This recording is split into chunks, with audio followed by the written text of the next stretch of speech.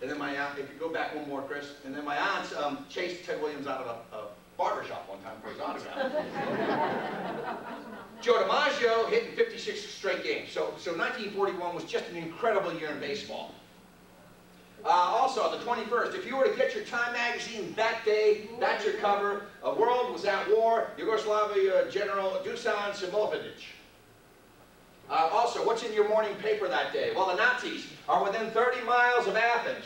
21 British troop transports with thousands drowned or lost. There's a firebomber accused of being a communist on the loose in Mattapan, the Red Scare. There are bomb scares at Logan Airport. The Red Sox undefeated streak comes to an end with they're 5-1 at the hands of the Washington Senators and Steve Sondra. Joe Cronin's hitting 500, Ted Williams 400, John DiMaggio 444. The Boston Braves pulled within 3 games and 4. They pulled 3 wins and 4 losses after beating the Philadelphia Phillies. The weather says sunny, dry, and windy. That's key. And there are major fires all across the Commonwealth of Massachusetts, and a big one raging through Fort Dix, New Jersey. The newly formed National Guard will be called out to help at Camp Edwards in Sandwich Woods and at Fort Devens, and the Germans firebomb Plymouth, England, and that came right back at them 4 years later. Okay, so what's going on? On 1941, during this day, it's a very, very dry day in Marshfield, one of the driest in years. You've got over 250 fires are reported. All the state woods are closed. There were, what's ironic is, last year, on the same date, there were over 200 fires reported on April 19, 2008 in Massachusetts. Acting Governor Horace Cahill, Governor Saltonstall's in Washington, says that 1 fire is being reported every 20 minutes. At the Quabbin Dam, trees felled by the 1938 hurricane lay as matchsticks, kindling wood, to fuel the fire there and other places. 2 billion trees were felled in New England alone during the Great Hurricane in 1938. All pilots are called upon to spot and report fires from the air. All hunting, trapping, fishing suspended. Here's the one. All firearms dispensing prohibited. Couldn't leave your house with a gun. And just bear with me, I'm going to read these towns so you know who was suffering a fire. Acton, Ayr, Barnstable, Barry Plains, Belchertown, Billerica, Blackstone, Brimfield, Boxford, Burlington, Catawba, Cohasset, Concord, Drayton, Fiskdale, Groveland, Harvard, Holliston, Hopedale, Hingham, Ipswich, Lancaster, Leominster, Lexington, Maynard, Medway, Mendon, Methuen, Millville, Milton, New Braintree, North Andover, North Bridgewater, North Uxbridge, Norwell, Oakham, Pepperell, Randolph, Rutland, Sandwich, Shirley, Sutton, Swampscott, Topsfield, Upton, Westwood, Whitman, Winchington, Wilmington. Fort Devens reported 8 fires that day, and only somebody from Massachusetts could get the right pronunciation. Let's look at the weather conditions. 1941 is the driest year since 1888. 1888 was a very bad weather year. There were 2 major blizzards, the blizzard of '88 that took place in that, and then something known as the children's blizzard, where a teacher froze to death with a number of students tied to ropes as they tried to leave a schoolhouse.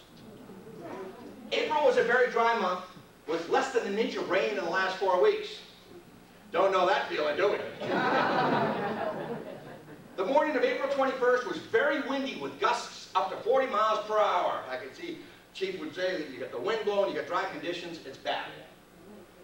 But you said, hey, the fire was in Ocean Bluff. Boston Traveler, the newspaper, called it the Ocean Bluffs Fire. The Boston Record called it the Ocean Bluff Fire. The Boston Herald, wrong again, called it the Brant Rock Fire. The Boston Post, the Great Shore Fire. The Marshfield Mariner, 1973, in a reprint, called it the Great Brant Rock Fire. Marvelous article, by the way. Technically, nothing burned in Brant Rock, only in Fieldston and Ocean Bluff. So, it began just before 2 p.m. at the corner of Ocean Street and Plymouth. Or did it? We either think it started at 1:40 p.m. that day or 1:50, depending upon who you talk to.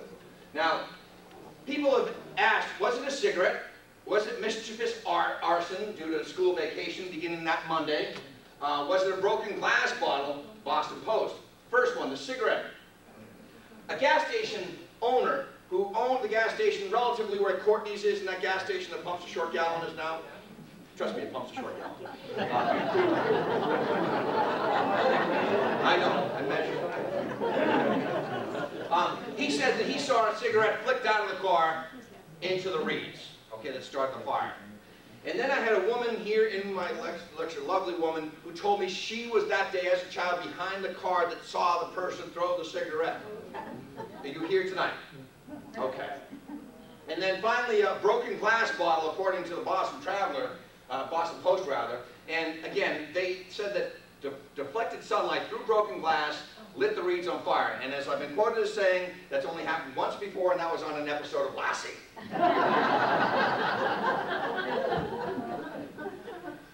So originally, we thought that that's basically where it started, just off of Plymouth at the bend of Ocean and Plymouth there. Then a grass fire started near Fieldston Lodge and swept into the tall horse grass in Dykes Meadow. The gas station owner at Ocean Street in Plymouth, who called in the fire, claims that he saw a cigarette butt thrown out of a car window. As I mentioned, the Boston Post claimed that the sun reflecting through broken glass had died the fire, yada, yada, yada, Lassie. Now, Father O'Connor is here, and Father Bill O'Connell gave me a picture, handed me a picture last year when I did this lecture in Marshfield. And I looked at it and I couldn't believe it, because here, and correct me, and I need some of our longtime residents here, this is ground zero right here. And this, correct me if I'm wrong, is the bend on Ocean Street. And is this Plymouth? Am I right, folks? So where does that place that? And whoever threw that cigarette has an arm better than Dwight Evans. Does anybody want to help me out there? This by the old drive. By the old. Yeah. Gerard's is what? Where's Gerard's? Here? Okay. So it starts. It's bizarre. I mean, this is it. This is ground zero. This is where it began. It was ignited. So maybe all those stories. The guy who had the gas station down here. Again, if you saw it, whoever's throwing the kid had an arm. There's smoke down the lower corner, the center there. Right there, yeah. Smoke there. That's the corner. That's the corner. Never even saw that. We have a comment. Father O'Connor. Yeah. In looking at that picture, I blew it up. And there were three houses that used to be on the left side of 139 coming down to the beach. I can remember it as a kid. They were basically the same design. They had a second floor with a full dormer on them, and they sort of been altered a little bit. Porches are built on them, and the rest. And if you look closely, you can see those three houses at the time. There's been a lot more that's been built up later, but the fire seems to be located approximately adjacent to the second house. And it's probably 100, 200 yards down from Nassarella's farm, in that area there. Okay, 100 to 200 yards from Nassarella's farm, coming towards the beach. Okay. So, sir, good catch now, because I never noticed this. Is there a possibility that we're talking about two fires that merged? Wow, breakthrough. Oh, in order for it to merge? Well, eventually the wind does change and blow from west to east. Okay. And I mean, this looks like a southwest wind blowing right now. Oh, That's the other side. Wow. So, problem is the speed of the fire left virtually no time to react to it. People were stunned. Like the hurricane of '38, where junior meteorologist Charles Pierce, 28 years old, says, I think that this hurricane in the Caribbean is going to shoot up the coast and hit New England and New York, and he was waved off saying, son, a hurricane will never hit New England. Well, this here, this is Ruth Public cover. Getting out of the house was first and foremost. There was no time to gather belongings. Most of the residents only had what they had on their shoulders. A resident said it went up just like that. Can we go back to that for one moment? Look at the terror here, Chris. This guy here's got some sort of canister. Pump. That's the pump.